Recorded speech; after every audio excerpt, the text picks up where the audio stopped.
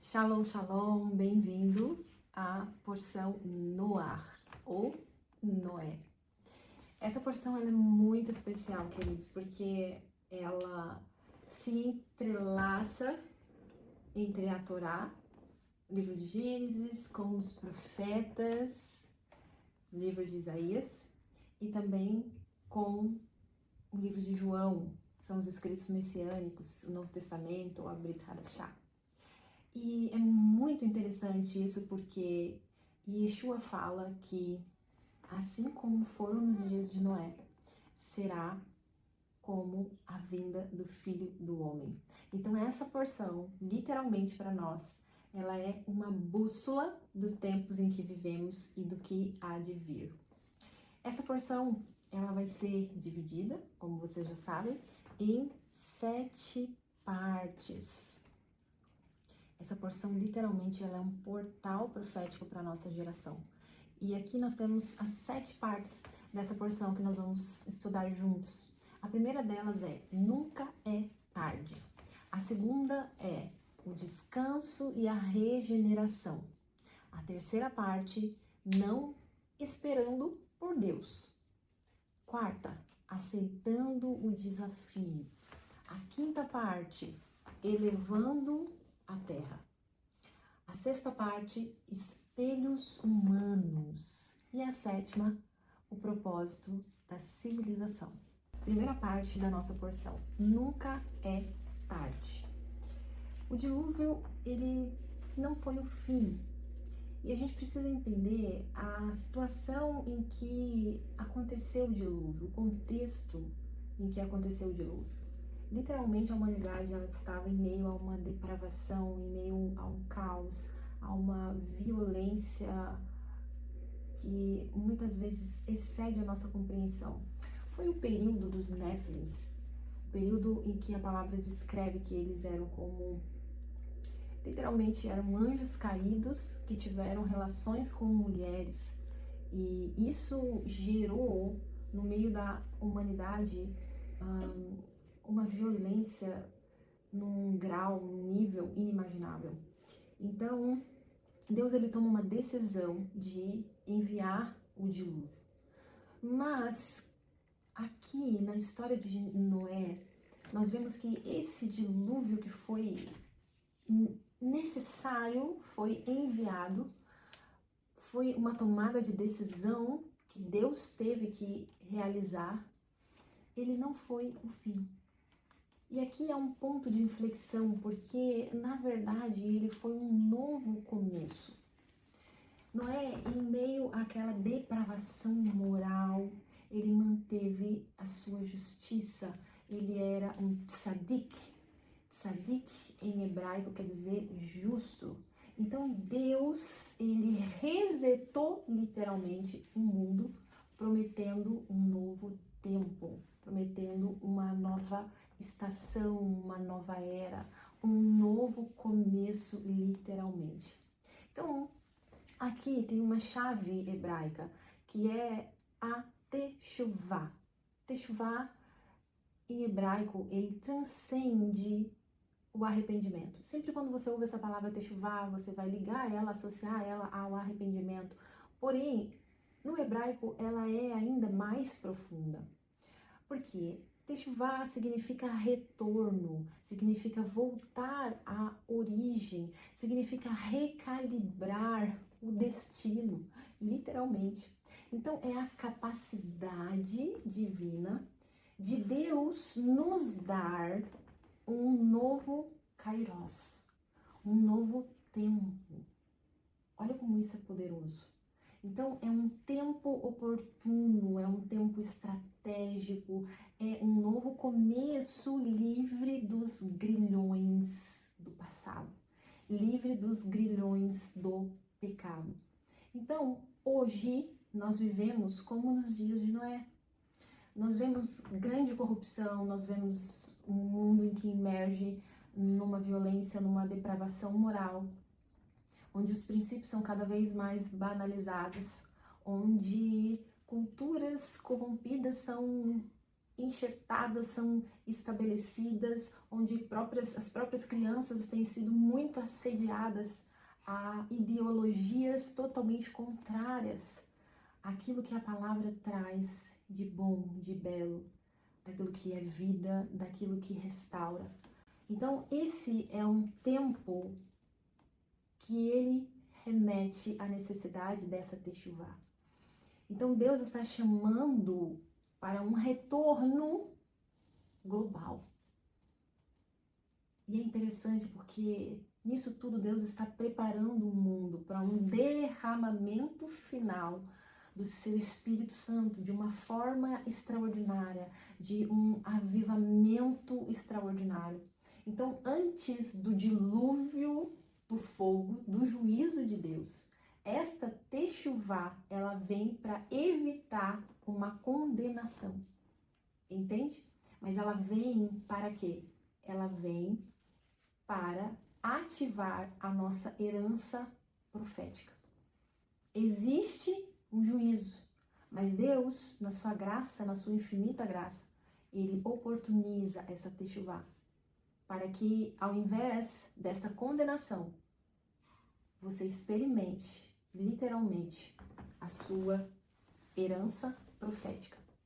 Então, quando a gente faz uma conexão com João, que você leu, em João 11, nos conta a história de Lázaro. E olha como se conecta a Gênesis. Olha como se conecta a essa história de Noé. Em João 11, Lázaro estava morto há 4 dias. Humanamente falando, ele já cheirava mal, já não tinha mínima possibilidade de vida naquele corpo. Mas Yeshua, ele é a personificação da techuvá e da ressurreição dos mortos. Então, ele declarou: eu sou a ressurreição e a vida. Quando ele chama Lázaro, ele fala: Lázaro, sai para fora. É a voz profética de Yeshua. É a voz profética daquele que estava na criação. É a voz profética daquele que participou. E a palavra fala que tudo se fez por ele. A vida, o poder está na boca, está no som da voz de Yeshua. Então Yeshua fala: Lázaro, sai para fora.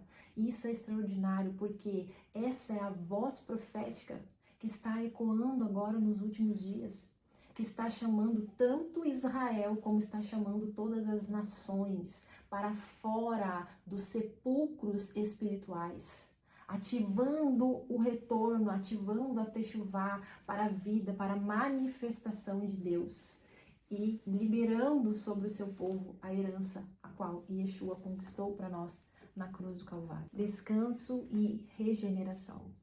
Segunda parte da porção Noah.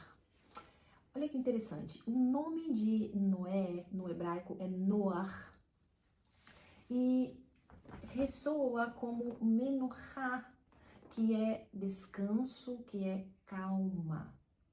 Mas também tem algo no hebraico que nos revela algo muito interessante e muito profundo. A palavra arca em hebraico, ela também quer dizer palavra. Olha como isso é forte, como isso é poderoso. E aqui tem um significado escondido muito profundo. A palavra arca, ela deriva da palavra tevá. E tevá significa palavra. Noé, ele não se refugiou simplesmente numa estrutura de madeira, né? Mas ele se refugiou na palavra viva do Eterno. Quando Deus ordena Noé a construir a arca, que em hebraico é a palavra, né? A tradução da palavra, literalmente, durante um dilúvio, Noé estava se refugiando na palavra. Então, olha que interessante, porque a palavra tevá, que é palavra, ela é um protótipo profético do próprio Yeshua, que é o verbo vivo, que é a palavra viva.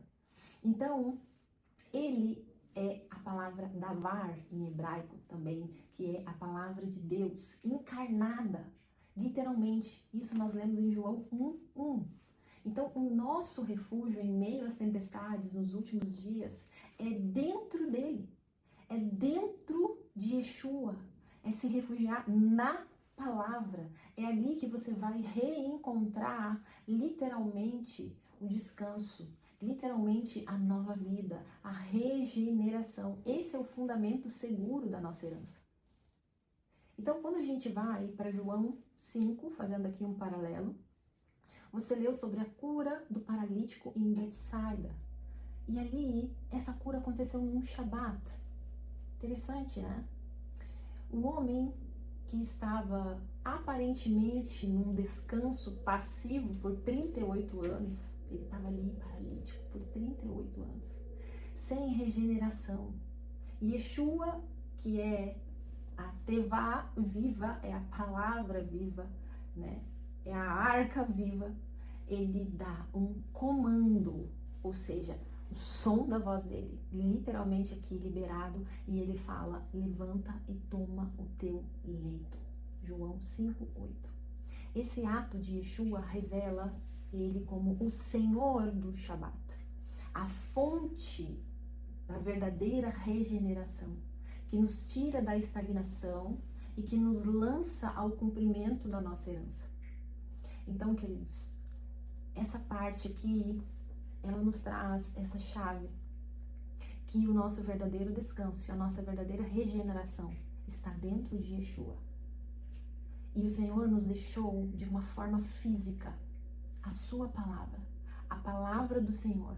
Quando você emergir dentro dela, quando você imergir dentro dela, quando você mergulhar dentro dela verdadeiramente, e você entender o quanto você precisa buscar e conhecer ela, você começará a ter descanso e você começará a ter regeneração na sua vida. Olha, muitas vezes, queridos, nós somos pressionados de todos os lados, pressionados até mesmo financeiramente. Às vezes, quanto essa questão financeira parece que vai te sufocar, parece que vai te afogar em meio às águas, né, como num dilúvio, e você tá ali naquela situação, você tá ali naquele desespero. Mas existe um lugar de descanso e regeneração, que é a arca, que é a palavra. Então Deus, ele liberou o escape. Acontece que quando Noé começou a construir a arca, quando ele começou a evangelizar e a falar, as pessoas não deram ouvido. As pessoas não queriam ouvir. Elas casavam, se davam em casamento, elas se preocupavam com a vida, né, secular delas, daquilo que elas viviam. E quantas vezes a palavra ela está do seu lado e muitas vezes você a ignora. E aí quando os problemas começam a vir, você começa a simplesmente se ver, se enxergando, sendo afogado por esses problemas. Então quando você entender que Deus já providenciou o escape, o descanso, a regeneração, e que esse descanso, esse escape está na sua palavra, você vai entender que pode vir a tempestade que vier, o dilúvio que vier, você vai ter descanso. Dentro da arca, você vai ter shalom, você vai ter regeneração. E quando a tempestade passar, você vai sair da arca para você estabelecer o novo de Deus. Para que você seja canal da regeneração de Deus. Isso é muito importante você entender. Terceira parte, não esperando por Deus. Em que sentido? No sentido de você não entrar numa passividade. Esse é o sentido. E por que isso?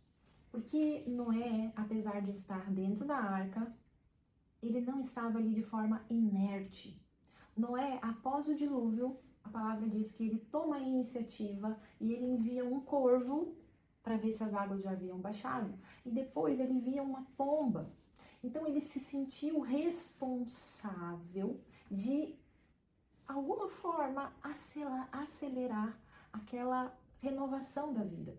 Então um coração que deseja, ele move o coração do Pai. Você precisa entender isso. Então esse é um princípio de despertar uma iniciativa humana que estimula uma resposta de Deus. Entende? Você é capaz disso. de no teu coração você desejar a regeneração, desejar a vida, desejar a volta de Yeshua, desejar a restauração de todas as coisas, de alguma forma você ser ativo nisso. E isso move o coração do Pai. Então, os sábios acreditam que existem coisas para serem cumpridas para que a volta do Mashiach aconteça.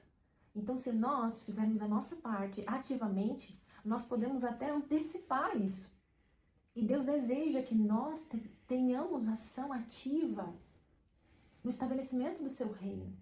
Então, é o preparo, né, literalmente, dos filhos de Deus que anseiam a volta de Yeshua, conquistando a herança prometida.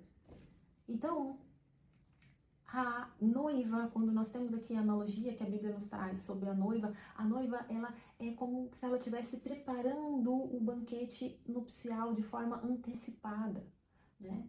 Então, nós não somos meros espectadores da história, da profecia.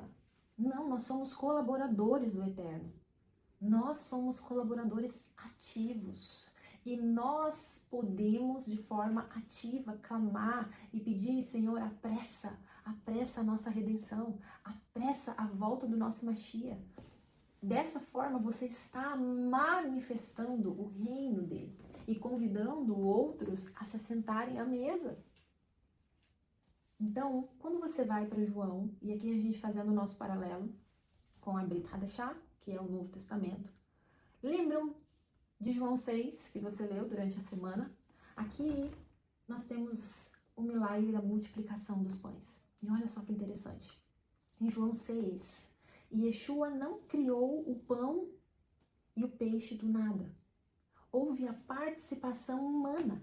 Olha que interessante isso. Ele multiplica 5 pães de cevada e 2 peixinhos de um menino. Então, aquela pequena oferta humana de um coração disposto, isso é lindo, isso é extraordinário. Daquele coração disposto, Yeshua, ele pega aqueles pães e aí sim, ele multiplica de uma forma abundante e extraordinária.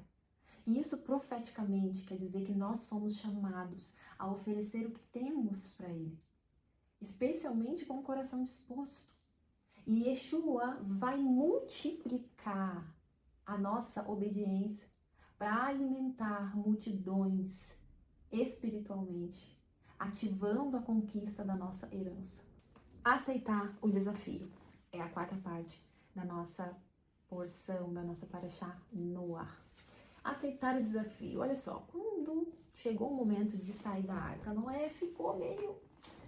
Ele deu uma hesitada, né? Por quê? Ele deixaria a segurança da arca para entrar ali no mundo, naquele mundo hostil. E, queridos, imagina a multidão de pessoas mortas. Né? Talvez até pessoas ali que ele reconhecesse. Então, era algo desafiador. E Deus ordenou para ele que o verdadeiro propósito era ele deixar a arca e entrar no mundo e transformar o mundo no lar que Deus tinha estabelecido desde o princípio. Então, a chave hebraica aqui é a palavra nisayon, que é um desafio, é a prova, é um teste. Mas no hebraico, nisayon vem de uma chave raiz que significa elevar. Então, o nisayon, o desafio, ele não é para nos derrubar. Você precisa entender isso. Todo teste que vem, toda prova que vem, todo desafio que vem, ele não é para derrubar, mas ele é para nos capacitar, a nos elevar e nos mover num novo nível de autoridade e de posse da herança. É interessante que ali, quando Noé sai da arca, lembrem que antes era um mundo totalmente depravado e aquele caos, e aí vem o dilúvio, Noé entra lá em segurança, e quando ele sai, quando ele está refugiado no Senhor, quando ele está refugiado na arca, na palavra, quando Deus manda ele, agora vai Noé, vai estabelecer o meu reino, Agora você está pronto ou apto, eu já tenho tudo preparado. Quando Deus te ordena, Ele te ordena para governar. Para governar. A importância de você entender o quanto você precisa se refugiar na palavra, o quanto você precisa ter manusear ela com destreza, porque isso te possibilita a capacidade de governar, muitas vezes num ambiente hostil. Então, nós somos chamados para sair da arca, sair do nosso conforto, para enfrentar literalmente os nossos desafios. Num mundo, né, que ele flui no caos.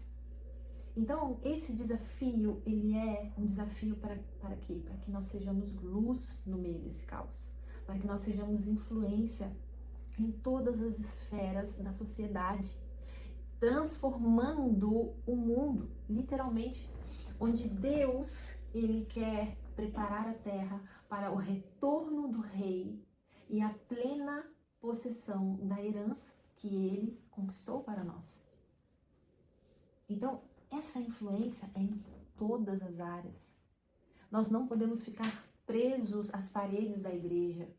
Nós não podemos simplesmente ficar numa bolha da parede das igrejas e ficar ali no nosso conforto, na nossa zona de conforto, no nosso banquinho, sentado, nos alimentando. Não, nós precisamos influenciar cada área da sociedade, todas as áreas da sociedade, os 7 montes da sociedade. Essa é a nossa missão, ser luz neste mundo de caos e prepará-lo ele para o estabelecimento glorioso da restauração de todas as coisas com a volta do nosso Mashiach. Trazendo um paralelo a João. Yeshua está celebrando a festa dos tabernáculos. Recentemente nós celebramos essa festa. E Yeshua, ele está em Jerusalém. E ali, para ele, naquele momento, era um ambiente de hostilidade. Para os judeus era um ambiente seguro, mas para Yeshua já era um ambiente ali de hostilidade, dos conflitos ali com os fariseus, as pessoas ali que já queriam, né, até mesmo matar Yeshua. E Yeshua está ali, fora da zona de conforto dele. Ele está ali posicionado. E no último dia da festa, ele se levanta e ele brada em voz alta e ele diz: se alguém tem sede, venha a mim e beba. Quem crê, fluirá do seu interior rios de águas vivas. Você leu isso em João 7, 37 a 38. Então, aqui é a profecia do derramamento do Espírito Santo de Deus, que nos capacita a enfrentar os nossos desafios, os nossos nisayon nesse mundo, nos dando poder para testemunhar. Querido, o Espírito Santo de Deus, ele te dá poder para você testemunhar e você transformar. Você recebe esse poder de testemunhar e transformar, erguendo a bandeira do seu reino, da cultura a qual você faz parte, erguendo a bandeira do nosso Mashiach para a possessão da nossa herança. Quinta parte, elevando a terra. Olha que interessante, a gente vê em Gênesis que Noé, ele hesitou em repovoar o mundo com receio de um novo dilúvio. E Deus prometeu e falou que nunca mais ele haveria de enviar um dilúvio, nunca mais ele faria o que ele fez, não haveria outro dilúvio. E é interessante isso porque Deus, ele destruiu a terra. Quando a Torá fala que Deus destruiu a terra, ele destruiu a terra, ou seja, no sentido de que a crença equivocada de que o mundo existia independentemente de Deus. Então, o dilúvio submergiu completamente o mundo na consciência divina e assim ele purificou o mundo da sua degeneração moral e tornou ele permanentemente receptivo à consciência de Deus, à consciência divina. Então, esse é um conceito hebraico que é o Tikkun Olam, que é reparar o mundo, a reparação do mundo, elevar o mundo. Então, é justamente a ideia de que nós somos parceiros de Deus, né? Onde nós trazemos essa obra santa, né? Onde a gente traz aquilo que é santo para o profano, limpando o profano, trazendo aquilo que vem do Pai, trazendo essa consciência, infundindo a presença divina em cada aspecto da criação. Então, o dilúvio, ele não foi apenas para a destruição, mas ele foi para a purificação, para que a terra agora pudesse se tornar literalmente um receptáculo da presença de Deus. Então, a nossa missão qual é? É trazer a consciência de Deus para todas as áreas das nossas vidas. E aí, quando nós fazemos um paralelo a João 8, a gente vê aqui sobre que Yeshua declara, né? A luz do mundo, que ele é a luz do mundo. E aí nós temos a passagem da mulher que foi pega em adultério. E Yeshua, ele não só perdoa a mulher, mas ele a eleva ela da humilhação e da condenação. E ele desafia a hipocrisia daqueles que estavam acusando ela. Então, ao escrever na terra, e quando ele diz assim, ó, aquele que não tem pecado, atire a primeira pedra contra ela. E Yeshua está expondo aqui a necessidade, literalmente, dessa reparação, né, de cada um. A reparação que cada um precisa se analisar, enxergar, olhar para si mesmo. E ele traz essa consciência divina para uma situação de julgamento e morte. Olha que interessante. Então ele transforma aquele momento numa oportunidade, literalmente, numa oportunidade de misericórdia e de nova vida. Então ele não condena o mundo, ele não veio para condenar o mundo, mas ele veio para iluminar o mundo. Eu sou a luz do mundo. Ele veio para iluminar o mundo e para o elevar, mostrando que a verdadeira luz, ela dissipa toda a treva.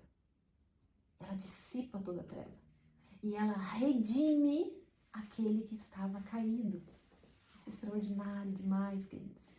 Então, a nossa vida, quando ela é infundida pela luz de Yeshua, ela se torna um instrumento, literalmente, para elevar o mundo ao nosso redor. O espelho humano. Olha que interessante. Essa lição, ela traz para nós algo muito profundo quando nós chegamos na parte em que Noé acaba ali bebendo um vinho, né, de tanta alegria, só que aquela alegria toda saiu pela culatra, porque Noé acabou ficando nu.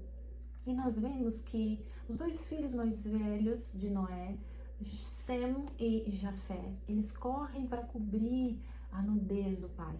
Mas Cã, ele ri do pai, ele zomba do pai. E aqui tem uma chave muito extraordinária para nós. Nos ensina que a forma como nós vemos o outro revela a nossa própria condição. E existe um sábio que se chama Baal Shem Tov, que ele diz: se nós vemos o mal nas pessoas, estamos realmente vendo um reflexo do mal dentro de nós, como um espelho. Olha como isso é forte. Então, um olho bom, que é o Ain Tov em hebraico, ele busca ver a centelha do potencial divino nas pessoas. A centelha de Deus dentro das pessoas. Mas o Ain Hara, ele vai ver o quê? Ele vai ver o mal, é um mau olho. Ele busca a falha, ele critica, ele julga. E geralmente, quando a pessoa faz isso, o que muitas vezes acontece é que ela está refletindo a própria sombra. Olha que chave extraordinária. Então, a igreja agora, nos fins dos tempos e nesse tempo profético em que Deus está levantando filhos e filhas que têm buscado o conhecimento da sua palavra. Chegamos na nossa 7ª parte, que fala sobre o propósito da civilização. Nós lemos em Gênesis 11 sobre a construção da Torre de Babel. E aqui a gente vê que eles agiram com rebelião. Eles construíram um monumento ao orgulho humano. Então a gente vê que esses homens que sobreviveram o dilúvio, foram homens pós-dilúvio, eles ignoraram literalmente a lição do dilúvio, de que nós devemos olhar a Deus como a fonte do nosso bem-estar, a fonte de todas as coisas. E aí o que acontece? A gente tem aqui no hebraico a palavra kavaná, que significa intenção, propósito ou direção. E toda ação, toda construção, toda civilização, ela deve ter uma kavaná, ou seja, um propósito, uma intenção, uma direção alinhada com o eterno. A kavaná Babel, a intenção da Torre de Babel era egocêntrica. Então, a civilização, ali estava tomando uma forma extremamente orgulhosa, egocêntrica, e naquele momento, simplesmente, Deus, ele pega aqueles clãs e num segundo ele dispersa as línguas. Cada um começa a falar numa linguagem diferente. Porque se houvesse unidade naquilo que eles estavam querendo fazer, com certeza não ia dar boa coisa. Então Deus trabalha onde? Cortando a comunicação deles, certo? Eu sempre falo que comunicação é estratégia de guerra. E Deus agiu aqui expressamente na comunicação deles. Então, qual é a kavaná, o propósito, a direção, a intenção do reino do nosso Messias? É o reino dos céus. Então, nós, como filhos de Deus, somos levados para ser literalmente arquitetos dessa nova civilização, desse reino, cuja a kavaná, o propósito, a direção, a intenção é o quê? É a glória de Deus, é a manifestação do seu reino na terra. Então, as nossas casas de oração, as nossas comunidades, os nossos lares, as nossas carreiras, as nossas vidas, tudo deve ter uma kavaná de Yeshua, apontando ele como centro de todas as coisas. Quando nós lemos em João 10, nós vamos ler sobre o bom pastor e a porta das ovelhas. Yeshua declara, que ele é o bom pastor e a porta das ovelhas. Então, isso é o contraste direto com a Torre de Babel. A gente vê um contraste claro aqui, onde a civilização que tem Yeshua como a sua porta, ela não precisa construir torres para alcançar os céus, porque ele é a porta que nos dá acesso direto ao Pai. Isso é glorioso, extraordinário. Ele nos conduz às pastagens verdejantes. Profeticamente, Yeshua, ele é o arquiteto verdadeiro. Ele é o arquiteto verdadeiro.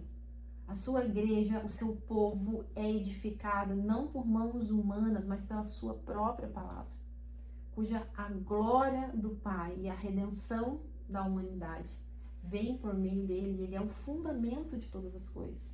Ele é um bom pastor e o seu rebanho contribui literalmente e ativamente para a civilização do seu reino, para o estabelecimento do seu reino.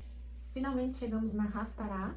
Haftará é um termo que você já conhece, é como se fosse uma complementação, uma conclusão, mas diria mais uma complementação da Parashá Noah. E aqui nós estamos em Isaías 54, de 1 a 10. Essa Haftará, ela fala do canto da libertação da noiva vencedora. Ela é um poderoso clamor de restauração e fertilidade que ressoa como uma nova chance de Noé após o dilúvio. E o trecho é: canta, ó estéril, tu que não dás à luz, irrompe em cântico e brada, tu que não sentistes as dores de parto, porque mais são os filhos da mulher solitária do que os filhos da casada, diz o Senhor. Então esta é a voz profética, é a voz do Eterno para Israel, sua noiva, deixando bem claro que sempre quando você ouvir falar noiva, está se referindo a Israel, certo? Essa teologia que falam por aí, que a igreja foi substituída por Israel, isso não existe. A igreja, ela foi enxertada em Israel, certo? Mas sempre que você ouvir falar sobre noiva, noiva é Israel. Então, essa é a voz do Eterno para sua noiva Israel, que passou por períodos de desolação, né, e aparente esterilidade. Mas também é uma profecia para a igreja, em que em meio às perseguições, em meio aos desafios, ela será supernacionalmente frutífera, abundantemente frutífera. Então, o Eterno, ele promete uma expansão, Ele fala assim, ó, alarga as tuas tendas, aleluia. E ele promete redenção. Ele fala assim, ó, porque as montanhas se desviarão e os outreiros tremerão, mas a minha benignidade não se apartará de ti. Toma posse dessa palavra. E a aliança da minha paz não se removerá, diz o Senhor, que se compadece de ti. Aleluia. Então, em meio aos dias de Noé, turbulência, juízo, o Eterno está garantindo, querido, a você, receba essa palavra profética, ele está garantindo ao seu povo, ele está aqui liberando a sua aliança, que é inabalável, é uma aliança de paz e ela prevalecerá. Essa é uma declaração de vitória para a sua noiva e para a sua igreja e para aqueles que confiam no Messias. Receba essa palavra em nome de Yeshua HaMashiach. Agora, para a gente fechar, fazendo uma conexão com Josué, que nós também lemos no livro de Josué, do capítulo 9 ao 22, tudo isso se conecta também com Josué. Porque após o juízo dos cananeus, Deus não apenas renova a terra, mas ele estabelece uma nova ordem e uma herança a Israel, né? Então, a divisão que foi toda detalhada da terra mostra a fidelidade de Deus e a sua aliança com Abraão. Nós lemos também um pouco sobre os gibeonitas em Josué 9. Isso nos lembra da importância da verdade em alianças. Isso é muito profundo, porque a aliança é um princípio estabelecido pelo Eterno. Então, assim como Noé, onde Deus estabeleceu uma nova ordem após o dilúvio, assim como nós lemos em João, onde Yeshua estabelece a nova aliança, Josué nos mostra a posse prática da herança prometida. Olha que extraordinário. Então, a fidelidade de Deus em Josué é o eco da aliança com Noé e a promessa da herança definitiva em Yeshua. Amém, queridos?